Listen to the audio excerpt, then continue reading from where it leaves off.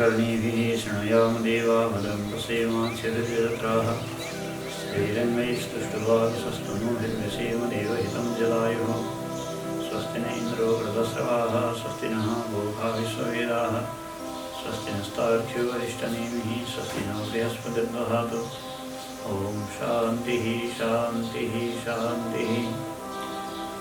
ॐ गुरुर्ब्रह्मा गुरुर्विष्णुर्गुरुर्देवो महेश्वरः गुरुसाक्षात् परं ब्रह्म तस्मै श्रीगुरवे नमः।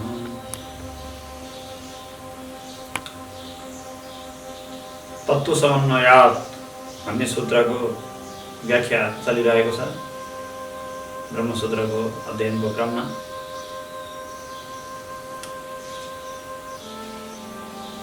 तत् भनेको त्यो निर्विशेष निर्गुण ब्रह्म जो सम्पूर्ण संसारको उत्पत्ति स्थिति र संहारको कारण हो, त्यो वेदान्त शास्त्रबाट नै बुझ्न सकिन्छ। किनकि समन्वयात्, किनभने सम्पूर्ण शास्त्रको तात्पर्य त्यही तत्त्वलाई बताउनुमा नै छ र होइन शास्त्रको तात्पर्य त कुनै कर्म विशेषलाई अथवा कुनै विशेष प्रकारको उपासनालाई बताउनुमा छ नि। कुनै न कुनै कुरा विधि र निषेध नबताइकन त शास्त्र चरितार्थ हुँदैन, सार्थक हुँदैन भन्ने जो पूर्व पक्षको सिद्धान्त थियो, त्यसलाई पनि भाष्यकारले निराकरण गर्नुभयो।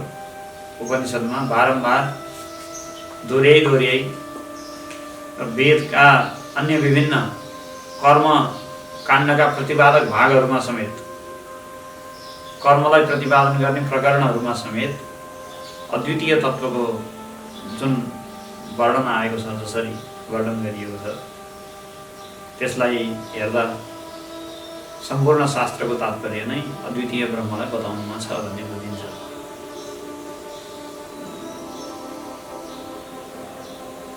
कुनै पनि विधिको शेष बनाएर ब्रह्मलाई बताउनु सम्भव छैन र क्रियापरक वेदभाग मात्रै सार्थक छ, सिद्ध अर्थलाई बताउने वेदभाग सार्थक छैन भनेर मीमांसाको जो सिद्धान्त आएको थियो, त्यसलाई पनि उल्टो सम्पूर्ण वेदको तात्पर्य सिद्ध ब्रह्मलाई बताउनुमा नै छ। क्रिया बताउनुमा अथवा द्वैतलाई बताउनुमा वेदको तात्पर्य छैन भनेर वेदान्तको आफ्नो मत आयो। किन द्वैत लौकिक प्रमाणद्वारा नै सिद्ध छ। जीव र ईश्वरको भेद अथवा एउटा जीव र अर्को जीवको बीचको भेद कुनै शास्त्रले बताइरहनु पर्ने विषय होइन, त्यो सामान्य प्रमाणद्वारा सबैले जानेकै विषय हो। त्यही बताउनका लागि शास्त्रलाई फेरि शास्त्रको आवश्यकता किन पर्यो? त्यसले त कुनै नयाँ कुरा बताउनु पर्यो। नयाँ कुरा भनेको अद्वितीय आत्माको बोध हो, जो प्राणीहरूले थाहा छैन। त्यही बताउनुमा नै शास्त्रको सार्थकता छ। अब भाष्यकारले लेख्नुहुन्छ कि उपासना विधि शेष बनाएर उपासना विधिको शेषको रूपमा, अङ्गको रूपमा वेदान्तलाई लिन सकिँदैन, किनकि निषेध गरिएको छ स्पष्ट शब्दमा केनोपनिषदमा, यद्वाचारं विदितं येन वाग अभ्युद्यते तदेव ब्रह्मत्वं विद्धि नेदं यद् इदम् उपासते। तदेव ब्रह्मत्वं विद्धि नेदं यद् इदम् उपासते, अर्थात् जुन वस्तुलाई इदम उपासते, यो भनेर उपासना गर्छन् अथवा व्यवहार गर्छन्, मन र वाणीको विषय बनाएर जुन वस्तुको विषयमा व्यवहार गरिन्छ, न त्यो ब्रह्म होइन, न त्यो ब्रह्म होइन।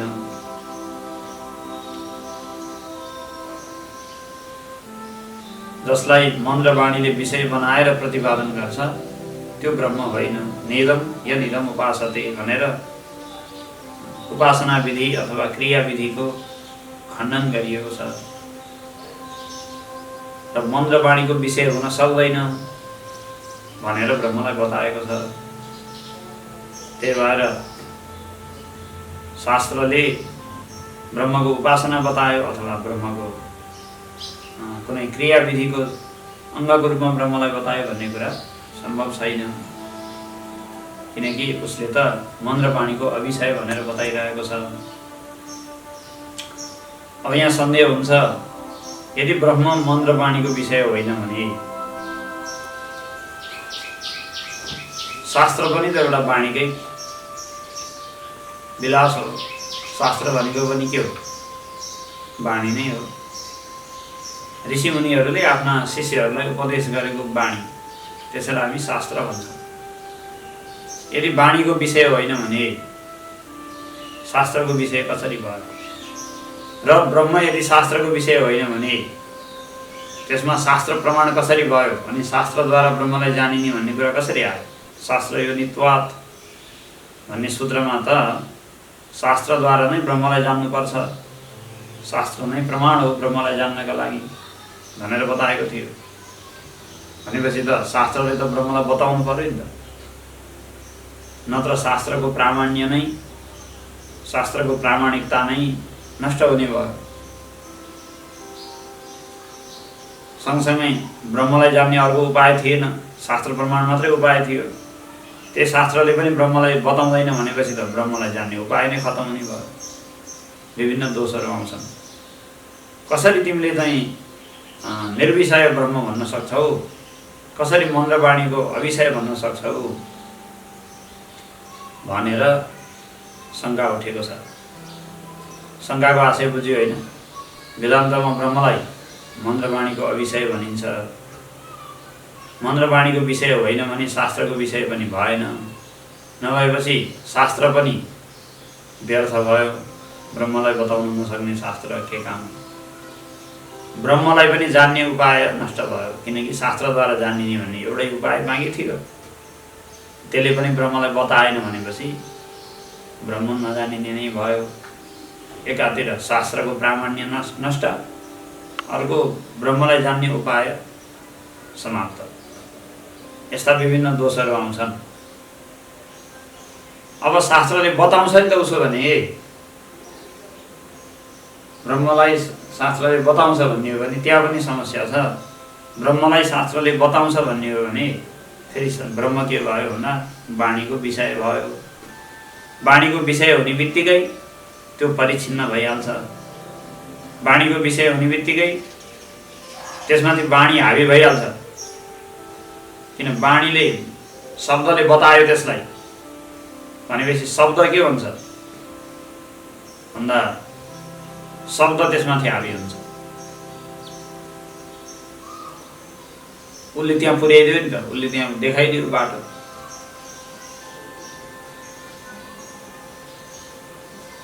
ब्रह्मको निर्विषयत्व अथवा स्वयं प्रकाशत्वमा हानि आउँछ। शब्दले प्रतिपादन गरिदिएपछि ब्रह्मको स्वयं प्रकाशत्व भएन, शब्दले प्रकाशित गरिदियो। शास्त्रले बताउँदैन भन्दाखेरि शास्त्रको प्रामाण्य हानि, बताउँछ भन्ने हो भने ब्रह्मको स्वयं प्रकाशत्व हानि। दुवैतिर दोषै दोष छ वेदान्तमा भनेर सन्देह आएको छ। अब यसको उत्तर के हो? यो समस्या बृहदारण्यक उपनिषददेखि नै सुरु भएको छ। हाम्रो उपनिषदको विचारको क्रममा अत्यन्त महत्त्वपूर्ण मानिन्छ बृहदारण्यक उपनिषदलाई। त्यहाँ राजा जनकको ब्रह्मसभाको वर्णन छ र याज्ञवल्क्य, महर्षि याज्ञवल्क्यले सबैभन्दा श्रेष्ठ ब्रह्मवेत्ता र ब्रह्मको विषयमा प्रवचन गर्न सक्ने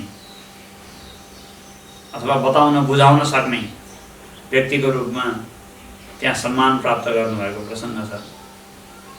नेपालकै महर्षि हुनुहुन्थ्यो याज्ञवल्क्य महर्षि। त्यहाँ राजा जनकको सभामा भारतवर्षभरिबाट कयौं श्रेष्ठ ऋषिहरू, तत्त्ववेत्ताहरू, विचारकहरू आएका थिए।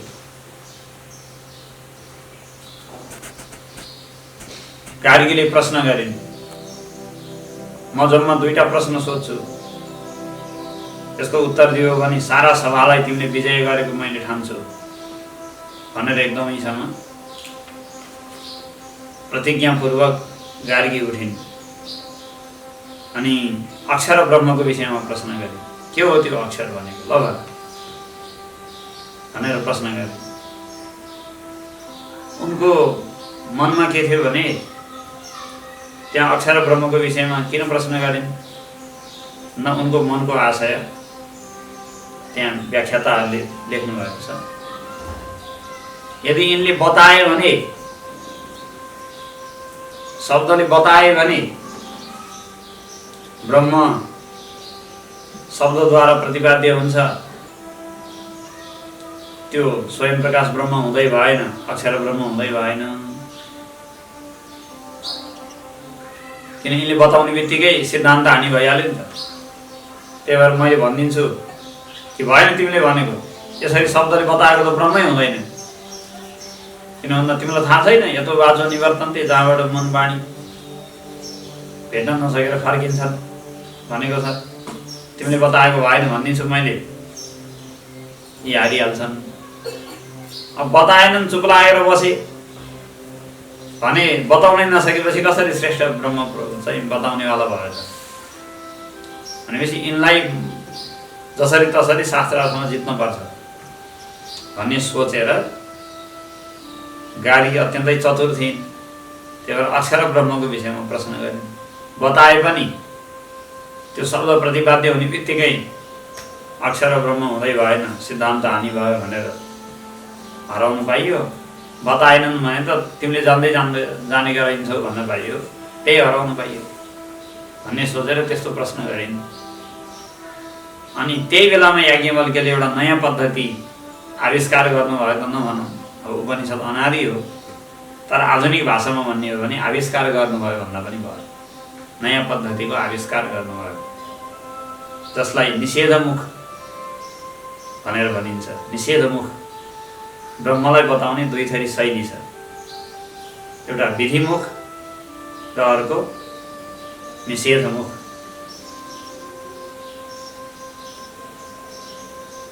दुई रूपले वेदान्तले ब्रह्मलाई बताउँछ। विधिमुख शैली भनेको यस्तो हो यस्तो हो यस्तो हो भनेर हो भनेर बताउनलाई विधिमुख शैली भनिन्छ।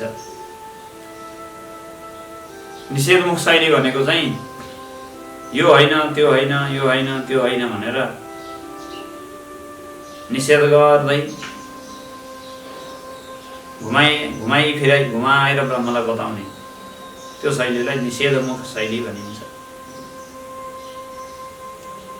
जस्तै यतो वा इमानि भूतानि जायन्ते येन जातानि जीवन्ति यत्प्रयन्ति अभिसंविशन्ति तद्ब्रह्म भनेर बताउँदा यो विधिमुख शैली हो, जहाँबाट सारा संसारको सृष्टि हुन्छ, जहाँ सारा संसार अडिन्छ, जहाँ गएर अन्तिममा सम्पूर्ण संसार नष्ट हुन्छ,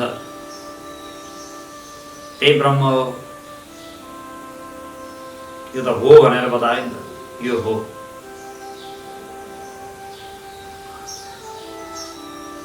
अथवा सत्यम ज्ञानम विज्ञानम आनन्दम ब्रह्म, त्यो ब्रह्म सत्स्वरूप छ, चित स्वरूप छ, आनन्द स्वरूप छ भनेर जो बताएको छ त्यो पनि ब्रह्म यो हो भनेर तोकेर बतायो। यो विधिमुख शैली भयो। निषेधमुख शैली भनेको घुमाएर बताउनु। अब विधिमुख शैलीले बताउँदा चाहिँ ब्रह्म शब्दद्वारा तोकिएको हुन जान्छ। तोकिने बित्तिकै शब्दले बताउन मिल्दैन, किन तोकेर बताउनै सक्दैन शब्दले। त्यही भएर विधिमुख शैलीले ब्रह्मलाई बताउँदा अलिकति दोष छ थोरै। त्यहाँ ब्रह्ममाथि शब्द हावी हुन जान्छ। सगुण ब्रह्मलाई बताउन त केही आपत्ति छैन, किन भन्दा सगुण ब्रह्म त शब्दको विषय बनिहाल्छ। गुण धारण गरेको हुनाले, विशेषतालाई धारण गरेको हुनाले शब्दले बताउन मिलिहाल्छ त्यसलाई। तर निर्गुण ब्रह्मलाई शब्दले बताउन सक्दैन, उसको मर्यादामा हानि पुग्छ। किनकि निर्गुण छ, शब्दले बताउने भनेपछि शब्दले नै त्यसमा गुण ल्याइदिन्छ। निर्गुणमा गुण आयो, विरोध पर्यो नि। त्यही भएर निर्गुण ब्रह्मलाई शब्दले बताउनु मिल्दैन। विधिमुख शैलीले बताउँदा यही एउटा दोष छ।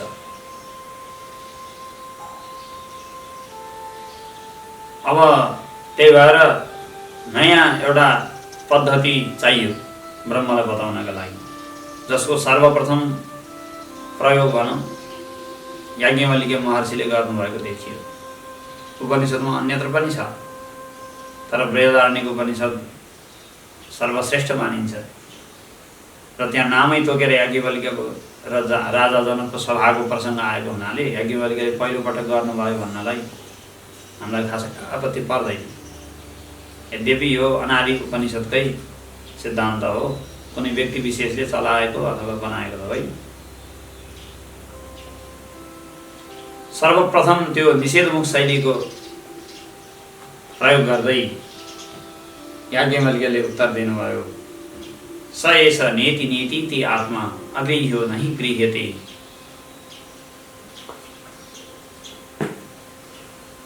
अशिरियो न व्यथते। नेति नेति भनेर आत्माको वर्णन गर्नुभयो। अस्थूलम अनाणु अह्रस्वम अदीर्घम भनेर पनि वर्णन गर्नुभयो। यो आत्मा के हो भन्दा हे गार्गी सुन, यो आत्मा अस्थूलम अनाणु, ठुलो पनि होइन सानो पनि होइन, लामो पनि होइन छोटो पनि होइन, भित्र पनि होइन बाहिर पनि होइन, तल पनि होइन माथि पनि होइन। अर्थात् लोकमा जे व्यवहारमा आउँछ, वस्तुहरू जसरी तल माथि भित्र बाहिर ठुलो सानो भनेर व्यवहार गरिन्छन् संसारका विषयहरू, त्यस्ता विषयहरूमध्ये यो केही पनि होइन र अगृह्य हो, शब्दद्वारा ग्रहण गर्न नसकिने हो,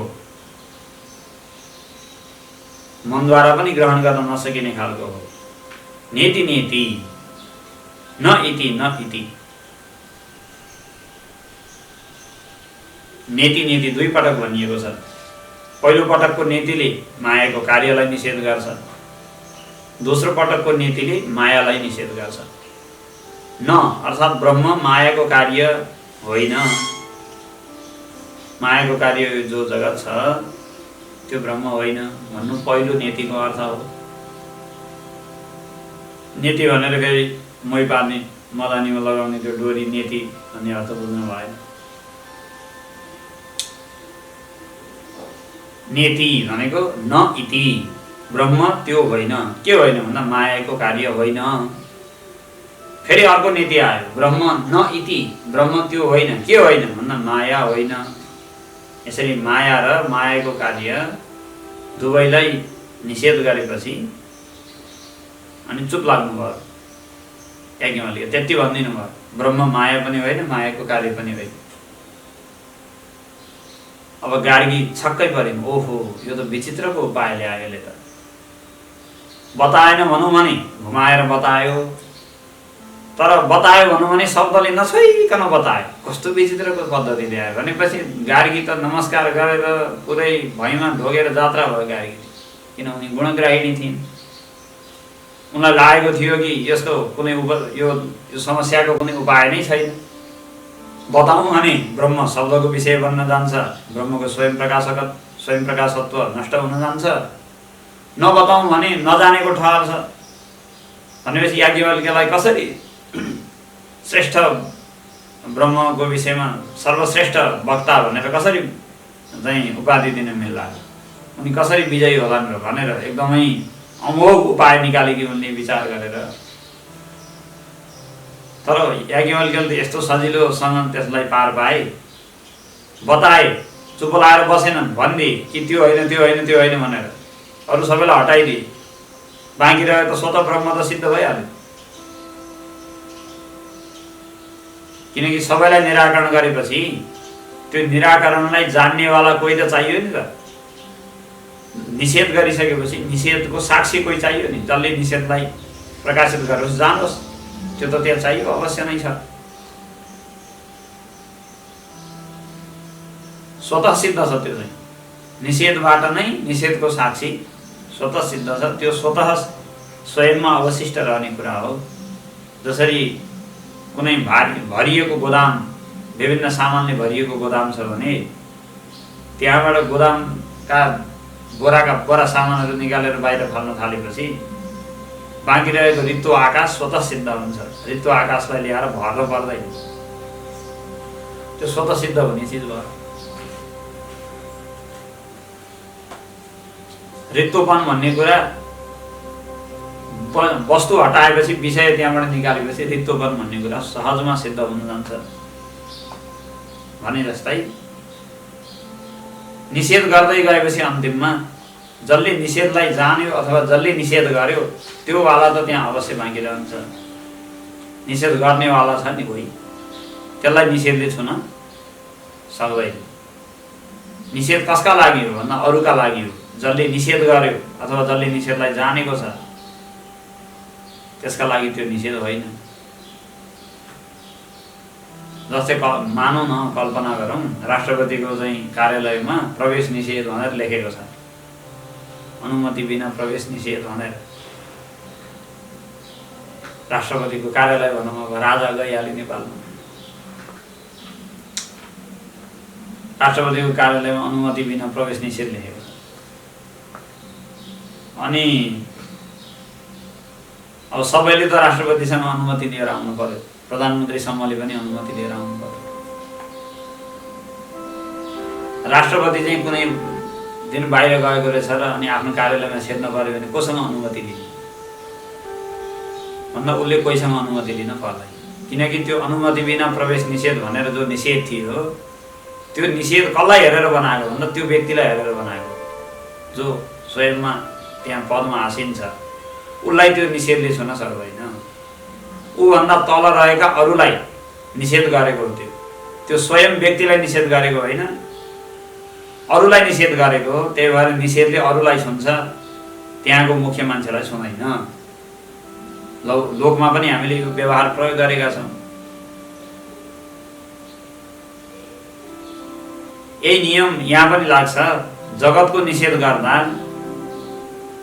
जगतको कारण भएको मायाको पनि निषेध गर्दा यी दुईटै निषेधलाई जान्नेवाला चेतन तत्त्व अवश्य चाहिन्छ, नत्र निषेध सिद्ध हुन सक्दैन।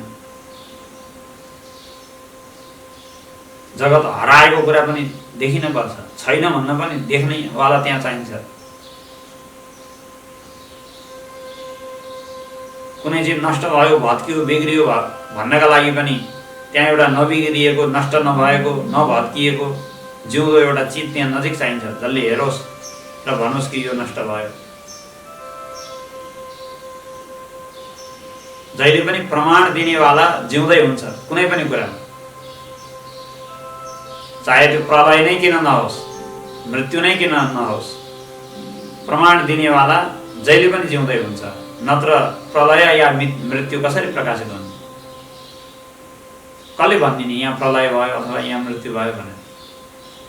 भन्नेवाला त जिउँदो चाहियो नि, देख्नेवाला त जिउँदो चाहियो नि, त्यसलाई प्रकाशित गर्नेवाला त त्यहाँ अलग जिउँदो चाहियो। यही नियमले जगतको निषेध गर्दा स्वतः नै निषेधको साक्षीको रूपमा आत्मा सिद्ध हुन सक्छ, स्वतः सिद्ध हुन्छ। त्यसलाई शब्दले बताइरहन पर्दैन। शब्दले कति मात्रै गर्ने भन्दा शब्दले त निकालेर फाल्ने। जसरी अघि रित्तो आकाशको दृष्टान्त दिएको थियो, यो कोठालाई रित्तो बनाऊ भनेर कसैले आदेश दियो भने त्यसको हातले अथवा त्यसका चाहिँ अङ्ग प्रत्यङ्गले आकाशलाई थुपारेर त्यहाँ ल्याउन प्रयास गर्दैनन्। बाहिरबाट आकाश, रित्तो आकाश ल्याउँदै अनि कोठाभित्र ल्याउँदै अनि रित्तो घैँटो यसो यसो गरेर टौटक्याउँदै फेरि रित्तो आकाश ल्याउँदै भर्दै गर्दैन। त्यसका इन्द्रियहरूले के गर्छन् भन्दा त्यहाँ भरिएका सामानहरूलाई च्याप्प समाउँछन्, बाहिर फाल्छन्, सामानलाई च्याप्प समाउँछन्, बाहिर फाल्छन्। इन्द्रियले विषय गरेको छ सामग्रीलाई, त अन्तिममा सिद्ध भएको छ रित्तो आकाश, रित्तोपन। खाली बनाऊ यो कोठालाई, खाली बनाऊ। के बनायो? खाली बनायो। तर खाली बनाउनका लागि खालीलाई छोयो भन्दा छोएन, भरिएकोलाई छोयो, फाल्यो। भरिएकोलाई छुँदै फाल्दै गरेपछि स्वतः नै खाली बन्यो। यद्यपि खाली बनाउनका लागि मैले खालीपनलाई न हातले छोएँ, न खुट्टाले छोएँ, न कुनै इन्द्रियले मैले प्रयास गरेँ। केका लागि प्रयास गरेँ भन्दा भरिएकोलाई निकाल्न प्रयास गरेँ। संसार पनि त्यो खाली आकाशको ठाउँमा ब्रह्मलाई राखौँ, अनि गोदाममा चाहिँ सामान भरिए जस्तो चाहिँ संसारका विभिन्न प्रपञ्च वस्तुहरू पदार्थहरू मायाका कार्य भरिएको ठानौँ एकछिनलाई। अनि वेद प्रमाण चाहिँ के हो भन्दा त्यो निकाल्नेवाला मान्छे हो जसले खाली गरिरहेको छ।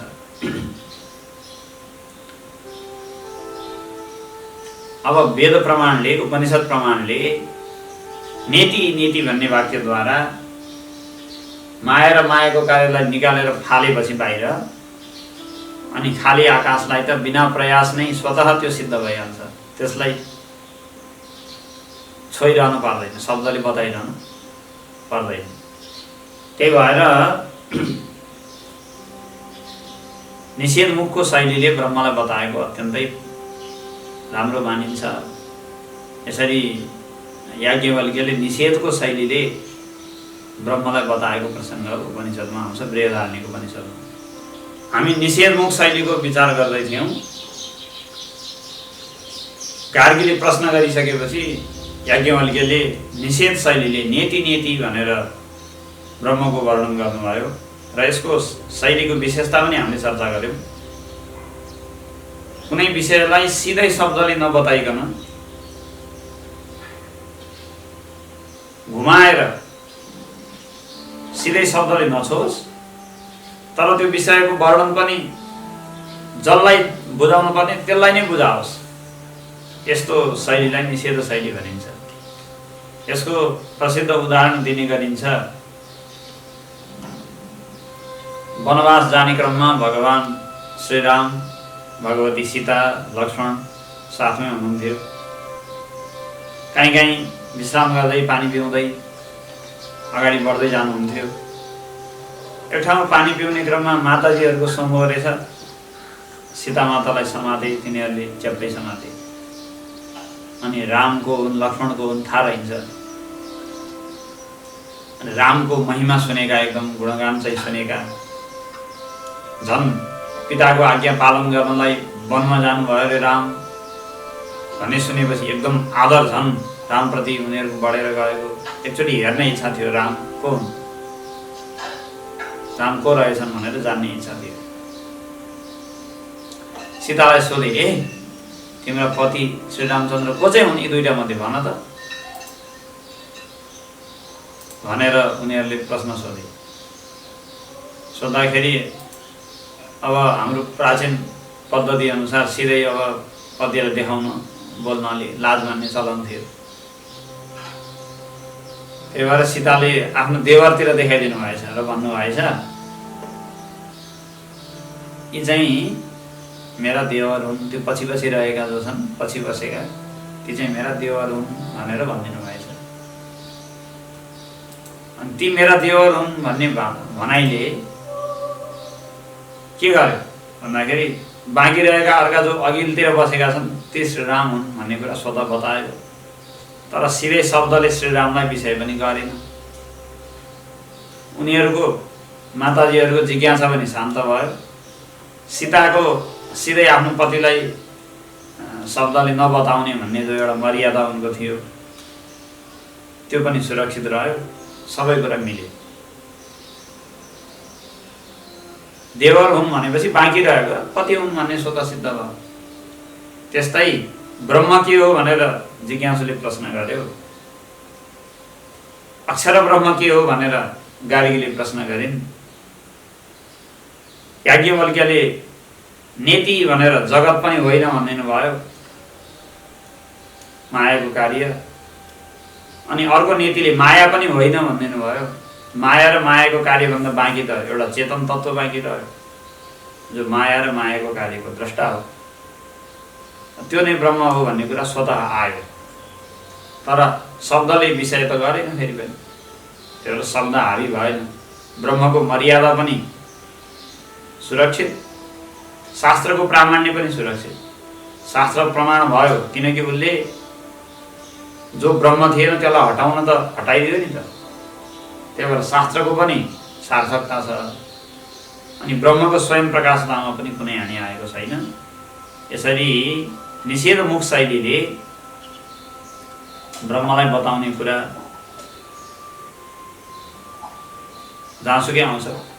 अतद्व्यावृत्यायं चकितमभिधत्ते श्रुतिरपि।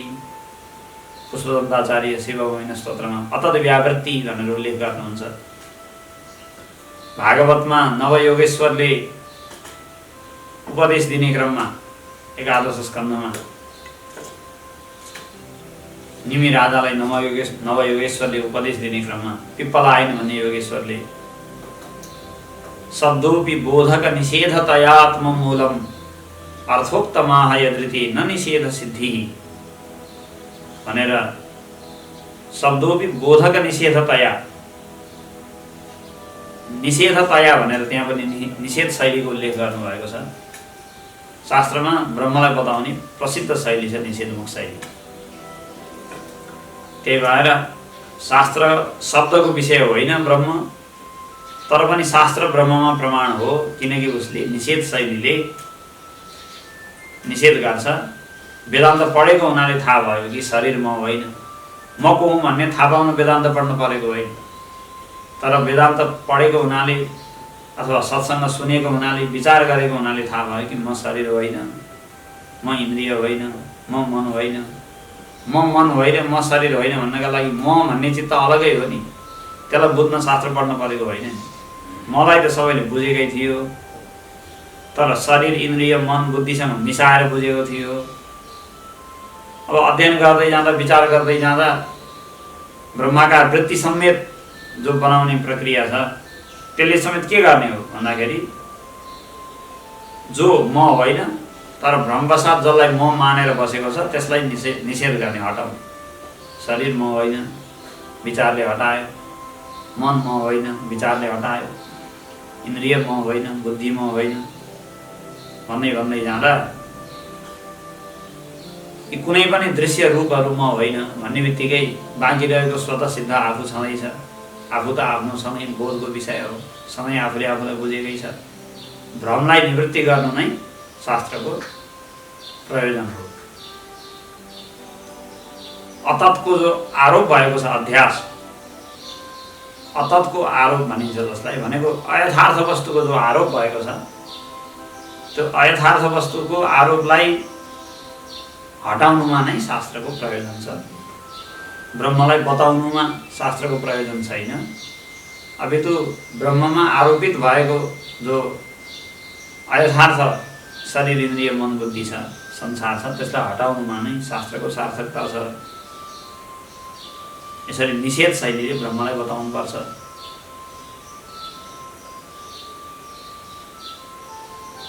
अतः ब्रह्म विधिको शेष हुन सक्दैन, न उपासना विधिको शेष अङ्ग, न क्रिया विधिको शेष।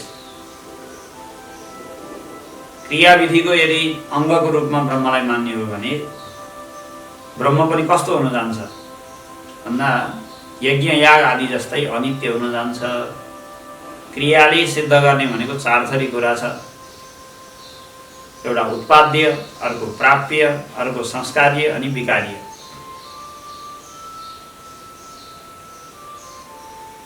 क्रियाले कुनै पनि क्रिया गरिन्छ भने त्यसले के गर्छ भन्दा चार थरी काम गर्छ। एउटा कुनै चिजलाई उत्पादन गर्छ, नयाँ चिज बनाउँछ, अथवा प्राप्य भनेको कुनै टाढा रहेको चिजलाई प्राप्त गराउँछ, आफूसँग प्राप्त नभएको चिजलाई प्राप्त गराउँछ क्रियाले, प्राप्य। कि कुनै चिजबाट विकार अथवा चाहिँ विकृतिहरू हटाएर त्यसलाई संस्कार गर्छ, शुद्ध बनाउँछ, संस्कार्य।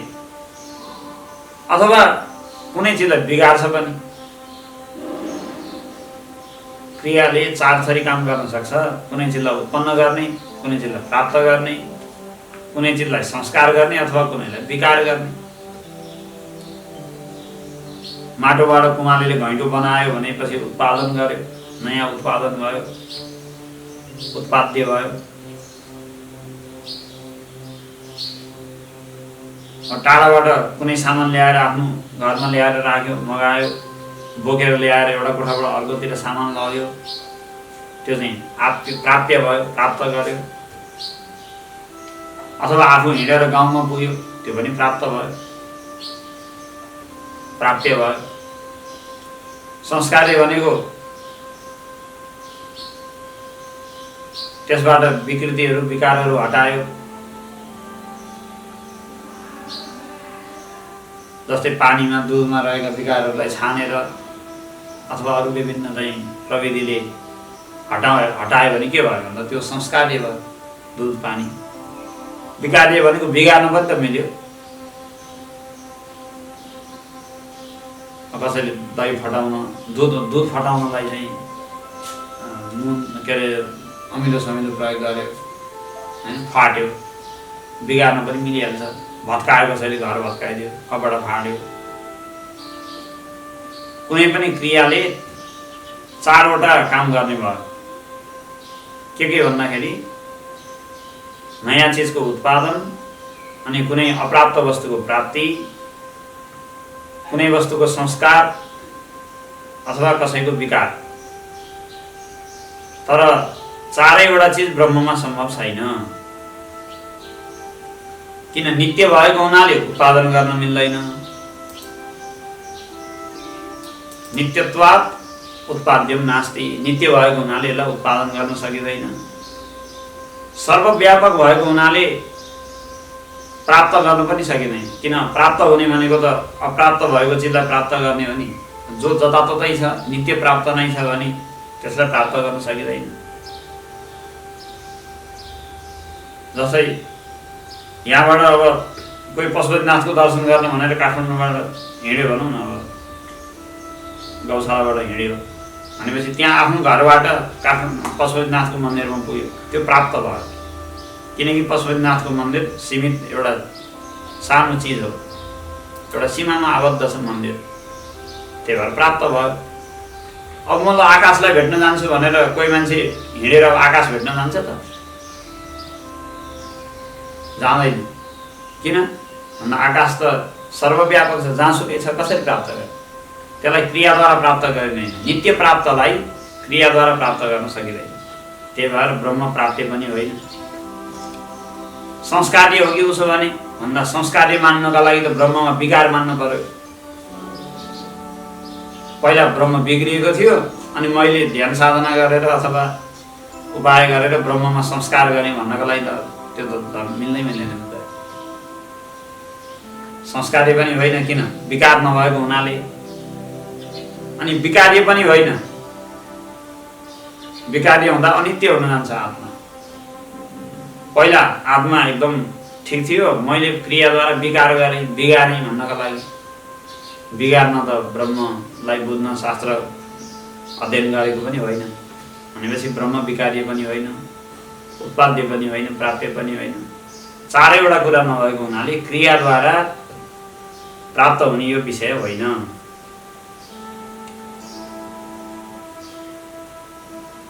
के द्वारा प्राप्त हुने हो त भन्दा तत्त्वज्ञानद्वारा प्राप्त हुने हो। प्राप्त पनि कस्तो भन्दा नित्य प्राप्तकै प्राप्ति। ज्ञानद्वारा प्राप्त भनेको क्रियाद्वारा प्राप्त गरे जस्तो होइन। ज्ञानद्वारा प्राप्त गरेको भनेको त नित्य प्राप्त नै थियो,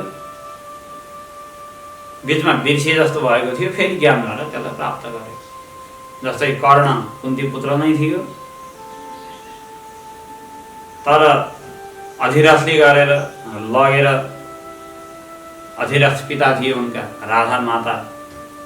अधिरथ र राधाले पाल्न थालेपछि आफूलाई उसले सुतपुत्र राधेय भनेर ठानेको थियो।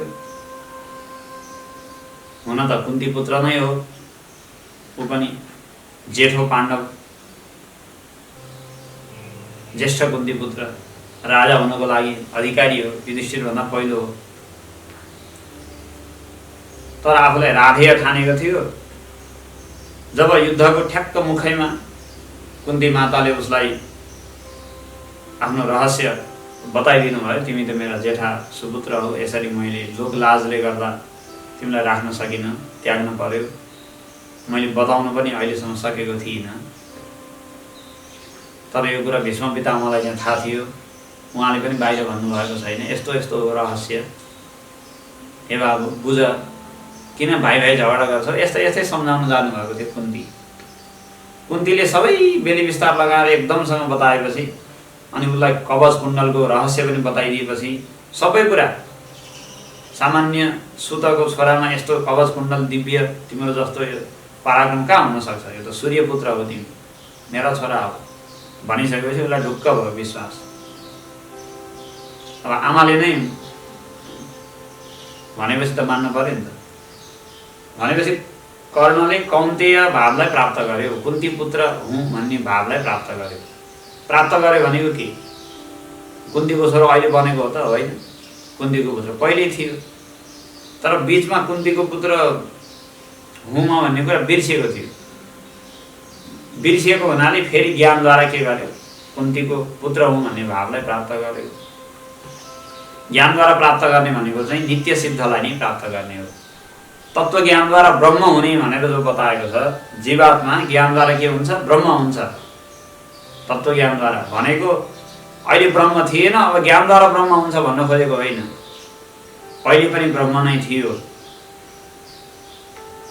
ब्रह्म नै छ अहिले पनि, तर अज्ञानवश वासनावशात विषय भोगको वासनाले गर्दा उसले आफूलाई जीव ठानेको छ। किन? वासना भन्ने बित्तिकै त्यसले सङ्कुचित हुन खोज्छ, त्यसले सीमित हुन खोज्छ, थोरै बनाउँछ वासनाले जहिले पनि। जस्तै कोही विषय भोगी मान्छे छ, एकदम मिठो मिठो चिज खान खोज्छ भने त्यसले ढोका छुनेर एक्लै खान्छ, अथवा आफ्ना आफन्तहरूभन्दा बाहेक अरूलाई दिन खोज्दैन। सम्पत्ति कमाउने मान्छेले पैसा लुकाएर राख्छ खप्प गोजीमा, अर्काले देख्ला भन्छ।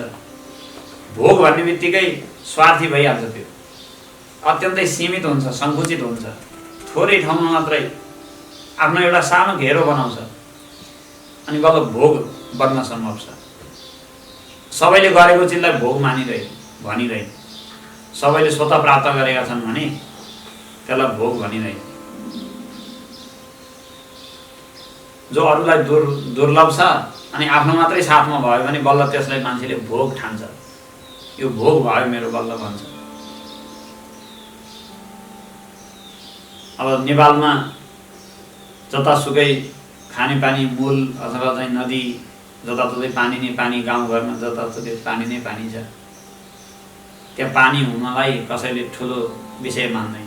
धनीको यो धनको चाहिँ लेखाजोखा गर्ने त्यो चाहिँ ऊ पनि बन्दैन, आधार पनि बन्दैन। कहीँ कुनै देशमा पानी नै नभएको देशको कल्पना गरौँ, त्यहाँ मेरो घरमा सानो एउटा कुवा अथवा चाहिँ पानीको केही मूल छ भने ओहो कति ठुलो धनी भएँ भन्ने सोच्ला त्यसले। अब भोग भन्ने बित्तिकै त्यसले, वासना भन्ने बित्तिकै त्यसले सङ्कुचितपन ल्याउँछ, सङ्कुचन स्वभावतः आउँछ वासनासँग। र विषय वासनाले गर्दा नै आफूलाई जीवले के गरेको छ? शरीरमा सङ्कुचित गरेको छ। सानो शरीरमा आफूलाई आबद्ध गरेर यति मात्रै म हुँ भन्ने ठानेर, त्यति भएपछि वासना भोग्न सजिलो भयो नि त, आफूले मात्रै भोग्न पाइयो। विषय वासनाले गर्दा नै जीवले आफूलाई सङ्कुचित शरीरमा सीमित भनेर ठानेको हो। हुन ब्रह्म नै थियो, र अहिले तत्त्वज्ञानद्वारा ब्रह्म बन्ने भनेको ब्रह्म भएरै ब्रह्म बन्ने हो, नभएको ब्रह्म बन्ने होइन। त्यही भएर ब्रह्मवेद ब्रह्मैव भवति, ब्रह्मैव सन् ब्रह्माप्येति भनेर उपनिषदमा आउँछ। ब्रह्म भएर नै ब्रह्मलाई प्राप्त गर्छ। ब्रह्मभन्दा भिन्न भएर ब्रह्मलाई प्राप्त गर्ने उसले होइन, ज्ञानद्वारा प्राप्त हुन्छ। क्रिया र ज्ञानमा के फरक छ? क्रियाद्वारा, कर्मद्वारा प्राप्त नहुने, ज्ञानद्वारा ब्रह्म प्राप्त हुने। त्यहाँ पनि भाष्यकारले उल्लेख गर्नुभएको छ, क्रिया चाहिँ कर्म भनेपछि त्यो पुरुषतन्त्र हुन्छ, पुरुषाधीन। ज्ञान जहिले पनि वस्तुतन्त्र हुन्छ, वस्तु जस्तो छ त्यस्तै हुन्छ ज्ञान। क्रिया चाहिँ व्यक्तिको आफ्नो चिन्तनमा निर्भर गर्छ। कुनै पनि काम भनेपछि त्यो व्यक्ति सापेक्ष छ। व्यक्तिले चाहे गर्न सक्छ, चाहे नगर्न सक्छ, आधी गर्न सक्छ, अधुरो गर्न सक्छ, भिन्न भिन्न रूपले गर्न सक्छ। तर जान्ने भन्ने कुरा त्यो व्यक्तिले इच्छा गरे अनुसार हुँदैन। जस्तै अगाडि कसैको 10 जना मान्छेको अगाडि एउटा घैँटो राखेको छ भने त्यो घैँटो पित्तलको हो भने सबै मान्छे यदि आँखा ठिक भएका यथार्थ देख्नेवाला हुन् भने सबैले के देख्छन्? पित्तलकै घैँटो देख्छन्। ठुलो छ भने ठुलै देख्छन्, सानो छ भने सानै देख्छन्। जुन रङको छ त्यही रङको देख्छन्। माटाको घैँटो छ भने माटोकै देख्छन्। त्यहाँ व्यक्तिले आफ्नो विचार गरेर यो गर्छु त्यो गर्छु भनेर त्यसमा केही भेद आउनेवाला छैन, किनकि ज्ञान भन्ने कुरा जस्तो वस्तु छ त्यस्तै हुन्छ। क्रिया चाहिँ वस्तु सापेक्ष होइन, व्यक्ति सापेक्ष हो। त्यही भएर ज्ञान वस्तुतन्त्र भएको हुनाले ब्रह्म जस्तो छ त्यस्तै ज्ञान हुने हो। क्रियाद्वारा ब्रह्मलाई सिद्ध गर्न खोज्दा पुरुषाधीन हुन जान्छ र व्यक्ति हावी हुन्छ।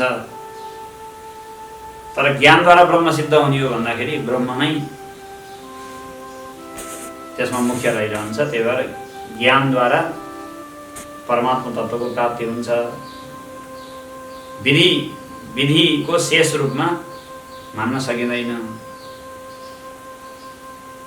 अनि श्रोतव्यो मन्तव्यो निधिध्यासितव्य इत्यादिमा त मन्तव्य श्रोतव्य निधिध्यासितव्य भनेर गर्नुपर्छ भनेर विधि बताएको सुनिन्छ नि त भनेर शङ्का आएको छ। फेरि ब्रह्मलाई जान्नुपर्छ, ब्रह्मको विषयमा सुन्नुपर्छ, मनन गर्नुपर्छ, निधिध्यासन गर्नुपर्छ भनेपछि त कर्तव्य भनेर विधि आयो नि त, क्रियाविधि आयो नि त भन्दाखेरि भाष्यकारले लेख्नु भएको छ ज्ञानार्थत्वात् मनन निधिध्यासनयोः। त्यहाँ मन्तव्य निधिध्यासितव्य भनेर जो विधि आएको छ त्यो तत्त्वज्ञान उत्पत्ति गर्नका लागि हो। तत्त्वज्ञानका लागि त विधि छँदै छैन, ब्रह्ममा पो विधिको प्रवेश छैन त। तर तत्त्वज्ञान गर्नका लागि त श्रवण मनन निधिध्यासन गर्नु परिहाल्छ। यसरी जति विधि वाक्य छन् वेदभरि बताएका, कर्मदेखि लिएर उपासनासम्म अथवा श्रवण मनन निधिध्यासनसम्म, ती सबै विधि वाक्यले कर्मदेखि उपासनासम्मका सबै विधि वाक्यले जिज्ञासा ब्रह्म जिज्ञासामा लगेर साधकलाई लगेर राखिदिन्छन्। भनेको गर्दा गर्दै विधिहरूको पालन गर्दा गर्दै कर्म उपासना इत्यादि गर्दा गर्दै चित्त शुद्धि भएर जिज्ञासामा पुग्छ त्यो मान्छे। अनि जिज्ञासा भएपछि फेरि श्रवण मनन इत्यादि गरेर अनि तत्त्व साक्षात्कार गरेर मुक्त हुन्छ। ज्ञानद्वारा नै मोक्ष सम्भव छ, अर्को कुनै उपायले पनि मोक्ष सम्भव छैन। त्यसको अर्थ खण्डन गरेको होइन कर्म उपासनालाई। शाङ्कर भाष्यको त विशेषता नै यही हो। शाङ्कर दर्शनको कर्म पनि एकदम प्रशस्त त्यसको उपयोग गर्नुपर्छ। उपासनाको त झन् अनिवार्य आवश्यकता छ। भगवान शङ्कर कति उपासक हुनुहुन्थ्यो, कति भक्त हुनुहुन्थ्यो भन्ने कुरा त्यसलाई छुट्टै विवेचन चाहिन्छ। त्यो आवश्यक छैन भनेको होइन, अनिवार्य छ। चित्तशुद्धि त्यो बिना हुँदै हुँदैन। तर तत्त्व साक्षात्कार नै अन्तिममा मोक्षको साधक हो। अरू सबै तत्त्व साक्षात्कारका लागि साधन हुन्। यसरी तत्त्व समन्वयात्, तत् भनेको निर्विशेष जो ब्रह्म छ, समन्वयात् भनेको तात्पर्यवत्वात्, सम्पूर्ण शास्त्रको तात्पर्य त्यसैमा छ, उपनिषद्को मात्रै होइन। अब त्यो कर्मकाण्ड भाग र उपासना काण्ड भागको पनि अन्तिममा सार्थकता त्यसमै छ।